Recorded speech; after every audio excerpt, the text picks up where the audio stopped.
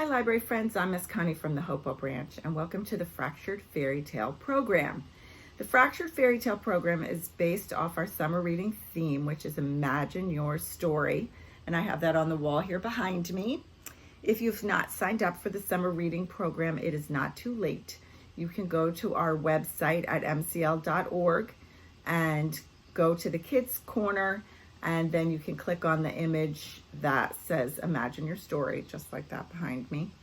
And if you do that and you submit your minutes, you are eligible for a goodie bag. You can call your local branch and arrange a curbside pickup. So the program has been going on for a couple weeks, and we will continue to have some new stories in the future. So next week is Little Red Hen.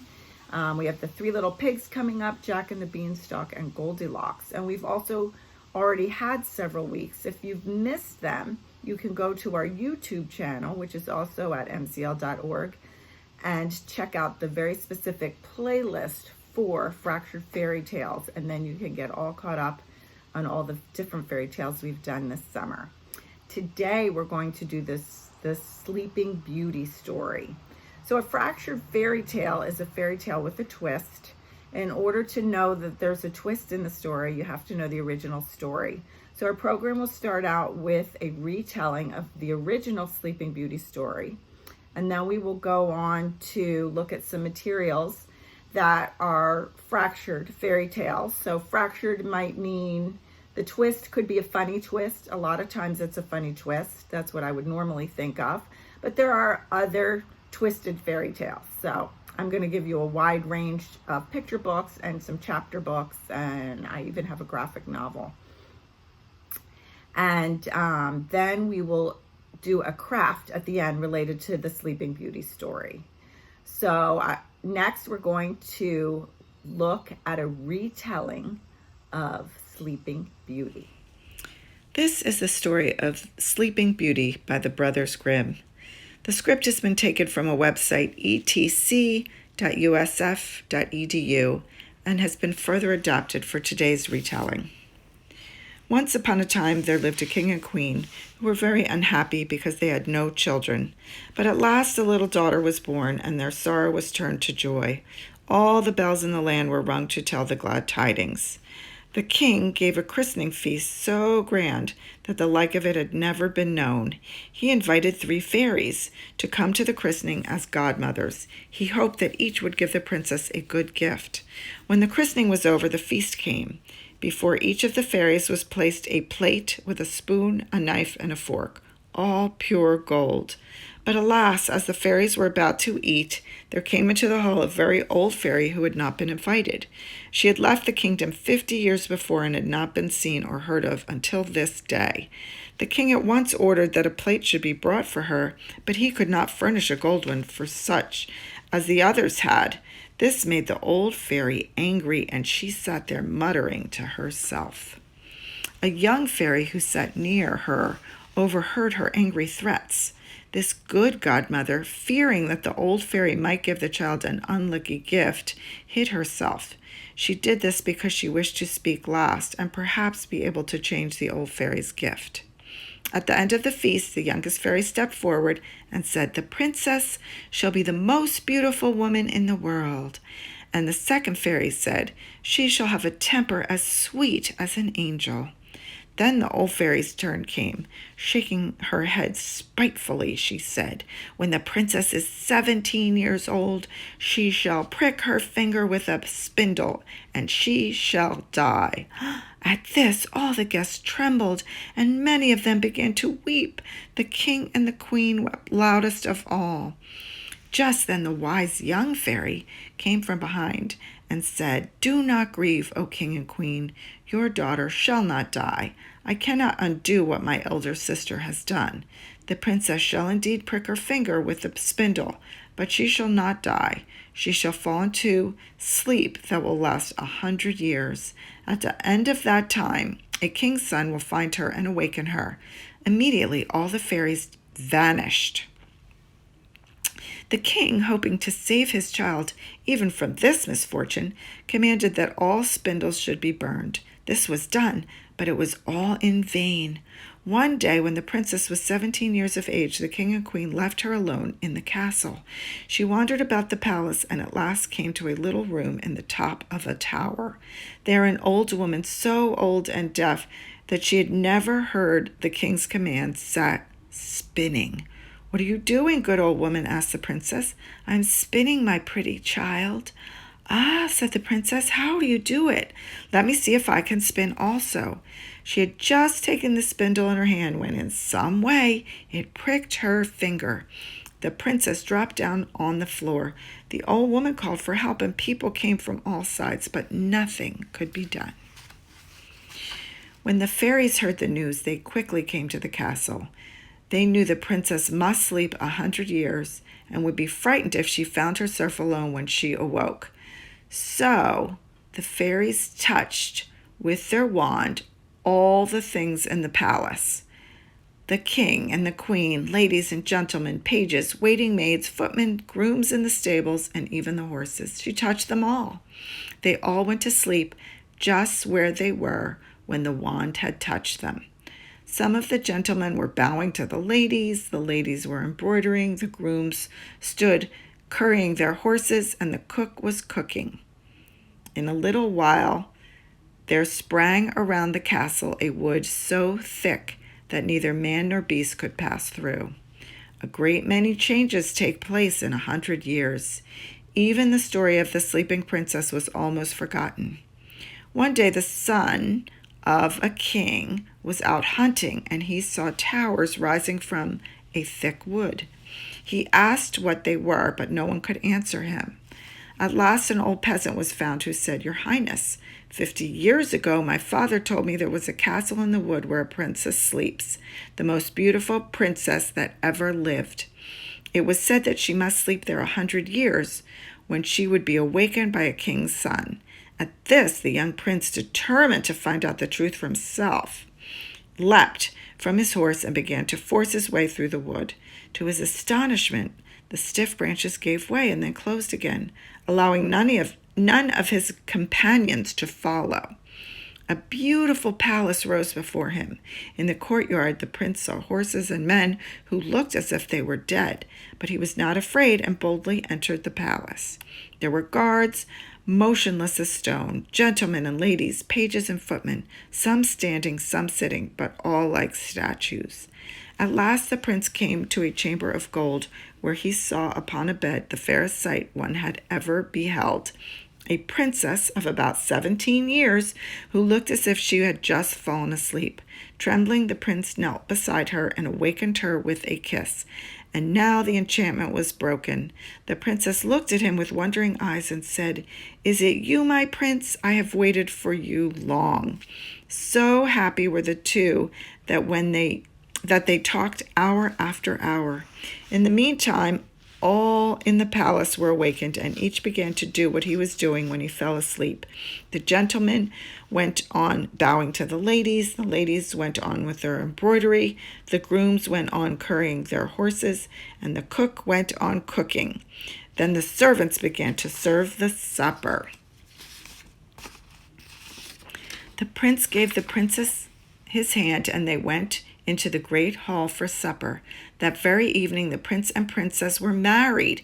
The next day, the prince took his bride to his father's palace, and there they lived happily ever after. The end.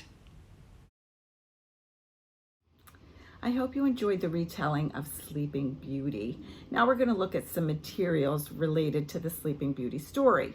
So before we get into the fractured fairy tales, I wanted to mention to you that we have many retellings of the Sleeping Beauty story if you wanted to see it in story version. And this is one of them. It's a very fancy version and it's longer. It's retold by Adele Geras, Geras, and it's illustrated by Christian Birmingham. So that would be a fun one to look at if you wanted to see a long version of Sleeping Beauty. So now we'll get into some of the fractured fairy tales. I've created a sheet on our Kids Corner page. It's there's a link there at the top of the page for printable activities.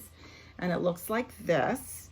And it has some of the Fractured Fairy Tale suggestions on that sheet. So if you forget some of the books I've mentioned, there's a pretty good list here. It also has some templates later that you can use for your craft. Okay, so we're going to start with the ones that are on that sheet just very quickly. So you'll see pretty soon when I say Fractured Fairy Tale, most of these are kind of funny. So this one is called Snoring Beauty. And there is another Snoring Beauty. They're not the same story. This is Snoring Beauty. There's Peeping Beauty. And then there's another Peeping Beauty. We have Reading Beauty, which is sort of a modern twist of Sleeping Beauty. There is Waking Beauty. And also Sleeping Bobby. I thought you might think those were fun. Those are the ones that are on the sheet. So if you need to look at that sheet, that will remind you of those. I have some other ones I would also like to recommend to you. So this is not a Fractured Fairy Tale. This is the Disney version of Sleeping Beauty. And this is a step into reading version. So it's a level 2 if you are learning to read. Maybe not quite up to a big chapter book. These are filled with pictures and not too many words on a page. And it is a great way to get started on reading chapter books. We also have the film version, Sleeping Beauty. And now here's some new Fractured Fairy Tales to me that I thought were very cute. This one is called Fairy Tales for Mr. Barker. And the summary is, while Lucy tries to read to her dog, Mr. Barker, he runs off and she ends up chasing him through a fairy tale world where she helps Goldilocks, Jack, the 3 little pigs, and Sleeping Beauty escape from their enemies. And I thought this was very cute. It's a pretty new book. It's from 2016. And I just wanted to show you that the pages are so cute. And when I turn this page, I want to show you that. I don't know if you can tell. Can you tell the windows are cut out there? So then it becomes windows this way too. And it's just a really cute story. So I would highly recommend that. Fairy Tales for Mr. Barker. Okay, this is another one that's pretty new. It's called Once Upon a Goat. It is not specifically a Sleeping Beauty story, but it is based on, it's similar to a lot of the fairy tales, and it is very cute. Once Upon a Goat. I liked that a lot. This is Sleeping Cinderella and Other Princess Mix-Ups. So again, you would have to know your fairy tales before you read this story so that you would find it funny. But I also thought this one was super cute. I'm going to read you the summary on this one. Cinderella, Snow White, Sleeping Beauty, and Rapunzel are all unhappy. But when they decide to switch places for a day, each discovers what she likes and what she can change about her own life. I thought this was very clever. So if you like fairy tales, that's a really good one. Now we have more Disney princess stories. This is a bunch of different princesses. And those are always a lot of fun. I recommended this one before because I also did a Fractured Fairy Tale program on Rapunzel. And this is a really cute book that I just discovered this year. Princess Antonia cannot be cured of her boredom, so despite pretty dresses and the coolest toys, she decides to run away. And with friends like Rapunzel, Cinderella, Sleeping Beauty, and Snow White, a big adventure ensues. And this is called Princesses on the Run. I really liked that. And then one more big picture book. This is called There's a Princess in the Palace. And I'm going to tell you the summary of this one. Cinderella, Snow White, and 3 other well-known princesses share a surprising connection in these fairy tale retellings. And this one is kind of cute. It's written a little bit like a comic book. I'll just show you one of the pages here. See, it's lots of pictures, lots of detail, and the words are in the speech bubbles. So you might like that one. I do have some books for older children who can read chapter books or would like to have chapter books read to them. So I'll quickly tell you some of those in case you fall into that category. A lot of these are, I forgot to write down exactly how old this is for. I'll show you just a sample of what the writing looks like, okay? That gives you some idea of what your book will look like. It's not super thick, and it's a you choose book. So there are 32 choices and 15 endings. This one is Rapunzel. It is not Sleeping Beauty, but we have several of these that are fairy tale related. So that might be cute. This is a Whatever After book called Dream On. I'll just read that to you. So most of these other ones are middle grades, so grades 4 to 8. And this one says, in this third adventure, Abby, her brother Jonah, and her friend Robin get sucked into the magic mirror and end up in the story of Sleeping Beauty. But when Robin pricks her finger and uses up the sleeping spell, Abby has to come up with a clever solution and a new happily ever after. Okay, we have Sleeping Beauty's Daughters. So this one is a little thicker, a lot more words. I think I didn't show you this one. Is still a lot of words. This was the Dream On, Whatever After. But this one is a bigger book. And this is, again, for middle grades. 12-year-old Princess Aurora has been cursed to prick her finger and sleep for 100 years. But before her fate can come to pass, she and her sister Luna embark on a perilous journey to find the fairy who can break the curse. This is also available in an ebook if you are not yet coming to the library or if you like to use a device to look at your books. Okay, another one is Thorn Spell. This is a pretty thick book, again for middle grade readers. And in this elaboration of Sleeping Beauty, Prince Sigismund, having grown up in a remote castle dreaming of going on knightly quests, has had only a passing interest in the forbidden wood lying behind the castle gates until a brief encounter with a beautiful and mysterious lady changes his life forever. Okay, and one more I wanted to show you. This is very clever. This is a graphic novel. We have it in our juvenile graphic novel section. It is called Fairy Tale Comics, and it's written by a bunch of different writers. So it's 17 fairy tales adapted and illustrated in comic format. And I will just show you really quickly what I'm talking about here. Well, this is clearly Rapunzel. You can see her long braid here. But anyway, this is a really cute book. Again, a middle grade comic book, basically, grades 4 to 8. And if you like your fairy tales, this is a very cute one. So that's a good selection. There are definitely more in the library. If you go to the mcl.org and go to the catalog and just plug in Sleeping Beauty, you probably need to make sure you're looking at books for children, juvenile.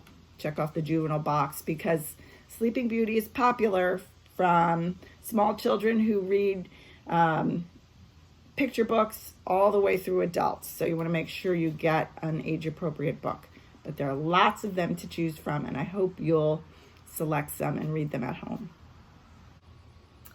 This is the craft portion of the Sleeping Beauty program. And I'm going to tell you briefly how to make the characters and also how I made this castle that you saw in the retelling of Sleeping Beauty.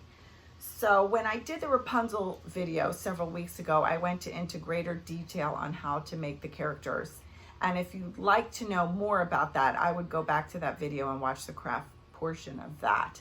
But very briefly, I'm going to tell you who your characters are that you'll need if you want to recreate this story, okay? So we have, of course, the king and the queen. We have the star, Sleeping Beauty. We have the mean fairy, Maleficent, if you like the Disney version. And then I have 3 little fairies. They're exactly the same. I just colored them differently. 1, 2, 3, and the prince. you remember we talked about this sheet before. This is in the Kids Corner, at the top of the Kids Corner page on our website. You go to the printable activities tab and you'll see this Sleeping Beauty sheet. And you can use the templates down here to help you create characters. These triangles and circles are slightly smaller than the ones I use for the characters. I use those smaller ones for the little fairies. And I just made ones that were a little bit bigger for the bigger characters. So these, usually the guys, I have 2 triangles for the shirt and a rectangle for the pants and a circle for the head. When I turn it around, you can see a little better. There's your rectangle, 2 kind of opposite pointed triangles for the shirt and the head. The girls usually have 2 triangles in the back. One ends up being the arms and one is the main part of the dress, and a circle for the head, and then I just add a little extra decoration down the middle there. I like to use tissue paper for coloring. If you use a little glue stick and tap on the tissue paper, it makes some really bright colors, but you do not need that. You can do it with crayons or markers, washable markers, something like that. That's just an idea. You will need, when you're doing your crafts, you're going to need a glue stick, a child-friendly glue stick or child-friendly school glue. You need tape. I use a lot of tape. You'll need a child-friendly scissors. If you don't have a child-friendly scissors, please have your adult help you cut out anything you need to, because I don't want anybody to get hurt. I did want to mention before we move on, all of the special wig and hair pieces, like I did for Maleficent, I just used extra paper or cardboard and cut out different shapes, and then I redid them in whatever color paper I wanted, or I colored the paper and glued them on. So not very tricky. That's the wig I made for the king and the prince. Okay, we're gonna move on to the castle. So for all of my pieces, characters and the castle, this part of the castle, I like to use a flexible kind of cardboard. So I used, this is an oatmeal cream pie box. It's the inside of the box. It's white. The inside doesn't have the advertisement, so it's going to be white or it's going to be gray, something that you can use, that you can color over and add its own personality. You could also use a cereal box. That would work great. The inside of a cereal box. If you're taking something out of the kitchen, make sure that you're asking your grown-up if you're allowed to have it. Also, you could use a shirt box. So the benefit is that it holds its shape, but it's not so stiff that you can't cut it. So that's what I like to use. I used a shirt box, I think, for my characters here. But it's basically the same. Okay, another part before we finish with the castle, I forgot to tell you. This is the bed. It's actually literally just 2 boxes from bar soap, like the kind you use in the bathtub, and I put a piece of paper on top. And then the trees are also made out of cardboard, like the cereal box. This I made out of part of the inside of a popcorn box. And I think that's pretty much all you would need. Okay, so back to the castle. The towers are made out of the roll inside of paper towels. So you can see it's the taller tower. So I used 4 of them. These fancy ones are cut, so it's just one, and I cut off a couple inches at the top. And on the side here, I'm going to pull it out so you can see. I just cut 2 little slits. I don't know if you can see that, but 2 little slits, and that gives me a place to put the topper back on and slide it on the 2 slits. Okay. The tops here I used a small paper plate, half of a small paper plate for my template. It's basically just half a circle and then twirl it around. And that's how I made the tops, the pointy tops. I wanted to mention the bricks. So I'm gonna hold this up close to the camera.